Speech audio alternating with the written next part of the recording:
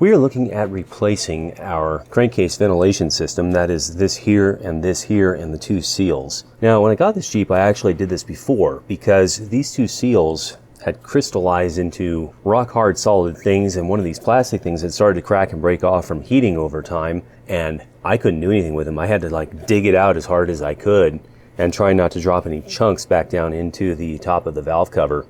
Unfortunately, as you can see, if you look around here, there's some glistening around here. I'm getting oil draining out of here and then coming down on the exhaust, and I can smell it when I drive. So that's something I want to deal with because I don't like the mess up there and I don't like the odor. Additionally, this right here is starting to break up. I've temporarily wrapped it with silicone, but I need to do something a little bit more permanent about that. Now these two are not the same piece. This one here is just a wide open vent straight back to the airbox over here. But then this one back here actually comes back around and picks up vacuum off the intake manifold, and that connection's right here. This sort of ventilation system is usually accomplished by a PCV or positive crankcase ventilation system, but in this particular case we actually have, instead of a PCV system, we have a CCV system, or continuous crankcase ventilation. Both of these are in fact just vents. This one here is wide open, but the one on the back of the head over there has a restriction on it. However, there is no valve in there, and to prove it, I am not going to suck on that one because it's full of oil. Well, let's pull out the fresh one and see. So yeah, there's an inlet restriction right there to keep it from just sucking a mile of oil out as it gets splashed. I mean, there is a kind of shield in there, but oil goes all over in there from what I can tell. No valve, just a continuous flow system. And if we look at this one, just a wide open pipe. Now today we're using a mix of Dorman and standard motor parts. I believe both of these valve assemblies are available from Dorman also, but the auto parts store had these, and these look like they might be a little bit better quality plastic. They were about twice as much, so like around 10 to 15 each rather than 5 to 7.5 each. So if you just need to get this done quick and dirty, you could stick with the Dorman. First off, we have our two seals. These are Dorman number 42344. This is the hose rebuild kit for the rear breather, Dorman number 47128. And then for our two standard motor product parts, the front vent is BF37, and the rear restricted vent is V432. Now this hose here has previously gone bad, so I've just replaced it with a cut section of fuel hose. You can buy this cheaply enough by the foot at the auto parts store rather than having to get the custom kit. But for the rear one back there, the reason we got this is that it has a transition size, and this is just easier to use overall. We're going to start by removing this. And then this here, if all goes well, it'll just pull out. If all doesn't go well, it will fight you hard. Now, since this one here is still fairly pliable from having been replaced, I think I can do it like that, and sure enough, there we go. And oh no, that is the inlet restricted breather. Did I get those backwards? Let's find out. That one's really loose, no wonder it's leaking. Yeah, interestingly, that one's inlet restricted also, so I think I had the wrong setup on here. I'm not sure how I did that, except for the fact that one is black and one is gray, and that matched what I was expecting based on the colors of the OE ones that were still on here. But today we're going to replace it correctly. The other reason for having the correct vent on the front here is that it's a little lower. I don't think the hood was actually hitting this, but it was probably coming pretty close. And we can also see how much oil's been splashing up around these things because they're just not making a good seal.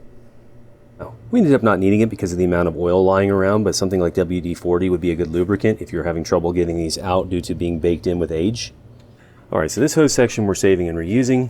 Originally that was plastic hardline all the way back, but it broke, and so I just cut the ends off neatly, deburred them, and added a little section of hose there also. And this turns out to be pretty useful because now it makes it flexible, which makes it easier to remove in the future. What we need now to clean this up though, so that it doesn't interfere with our reinstallation, is some kind of degreaser. And I'm just going to use this little bit of simple green I have left. I'm not going to spray around the perimeters of these holes. Instead, I'm going to spray this onto the paper towel off to the side and then just wipe.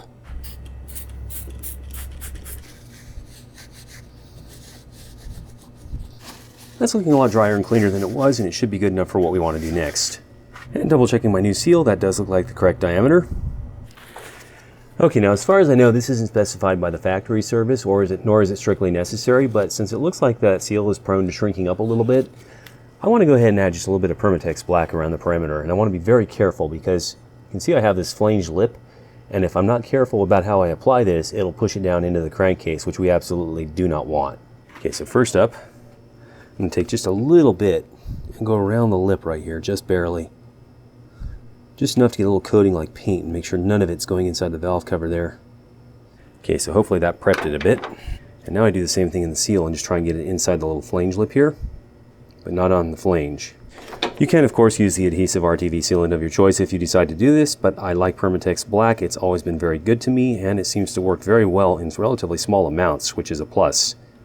But emphatically, you do not want to get any of this down into the oiling system. Now, there is, of course, a baffle plate down in there. You can see that. That's just to prevent the oil from splashing up directly off of the rocker arms. But that doesn't mean that anything that falls down in there won't continue down into the crankcase. Cleaning off the lip here. Now this thing has kind of this curved in little seal there because when we push it in, it's supposed to actually flatten out, and that provides the seal.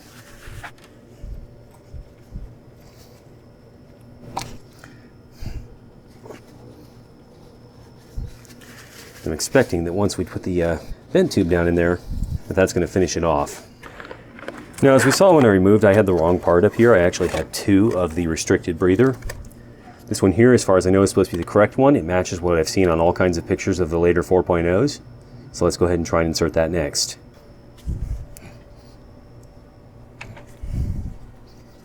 Okay, that is nice and tight, and hopefully, if we don't mess with it too much, the silicone down here will cure and prevent it from leaking around the bottom side. And then if we ever have trouble with it again, we can just remove this piece and add sealant in there as well. But for now, I'm going to try and rely on the factory seal. And then last, our hose. It's supposed to come up over here. That's one of 2, so let's see how the rear one goes. I've soaked my towel in simple green away from the open cover.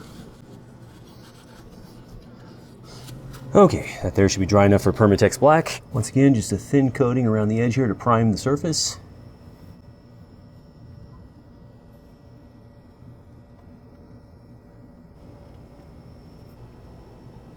And just fill the little cup of the lip there. Now just like before, I'm going to try and wipe anything off of this lip right here, because I don't want that to cure and form little balls that can drop down in. Granted, we're probably in pretty good shape with just this little bit here. It would just cure onto the seal most likely and stay there forever, but why take chances? So just like before, I'm going to work that down in.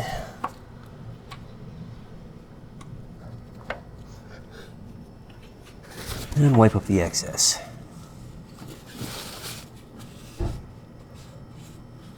Then once again, remove our valve, or I should say just restrictor, and work it down in there. Man, this one's a bit of a pickle. Ended up needing it after all. Now that won't hurt anything, it's just light oil. Okay, wow. Okay, so I knew I had to push that one right through the top of the valve cover, but it's in. Hopefully that also means it's not going to be loose and leaking oil like the previous one was. Now the final step is this. First, these 2 pieces should be fairly obvious. That's going on there.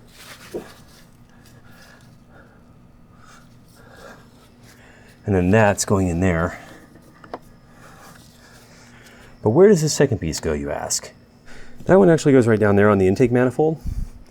Now this one here doesn't look to be in too bad a shape actually, because it's not right over the top of the engine where it runs super hot, but actually yeah, now that I just wiggled it, there's a crack forming, so there's a good reason to replace it.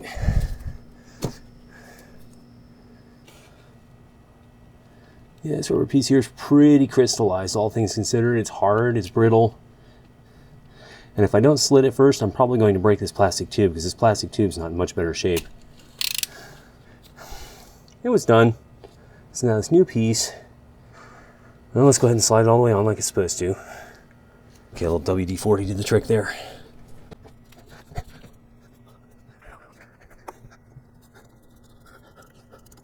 Well, I don't think it's going to leak any vacuum. I'll give it that.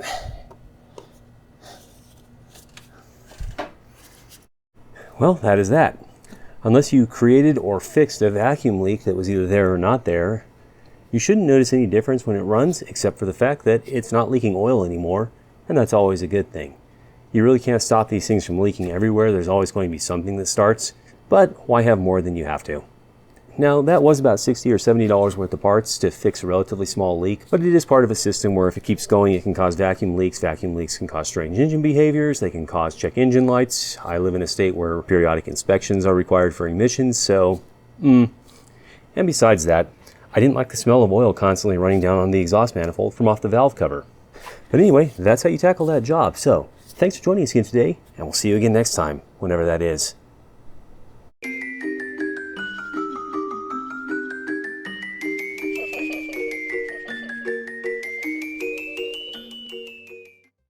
Has anyone seen my phone?